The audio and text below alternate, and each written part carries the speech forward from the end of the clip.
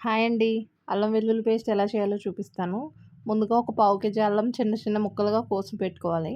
నేను same equal క్వాంటిటీలో తీసుకుంటున్నాను. పావు కేజీ అల్లానికి పావు కేజీ వెల్లుల్లి రబ్బలు. రెబ్బలు తొక్క తీయాల్సిన పని లేదు. సో 2 ఈక్వల్ క్వాంటిటీలో తీసుకున్న తర్వాత శుభ్రంగా కడిగి ఒక మిక్సీ జార్‌లోకి తీసుకోండి. ఒకసారే వేసేసుకోకండి. 2 టైమ్స్ గ్రైండ్ చేసుకోండి. సో కొద్దిగా వాటర్ యాడ్ చేసి నేను అల్లం మిక్సీ పట్టేసుకుంటున్నాను.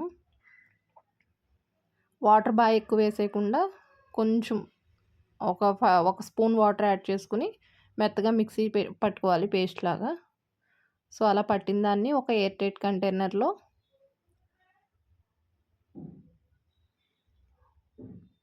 స్టోర్ చేసుకుందాం. సో అల్లం వెల్లుల్లి పేస్ట్ బయట కొన్నది బాగోదండి. మనం రెడీ చేసుకున్నదే బావుంటది. ఇది ఎక్కువ కాలం స్టోర్ ఉండడం కోసం, ఫ్రెష్‌గా ఉండడం కోసం కొంచెం పసుపు, కొంచెం సాల్ట్, నూనె వేసి ఇలా మిక్స్ చేసుకుంటే 2 మంత్స్ అయినా ఫ్రెష్‌గానే ఉంటుంది.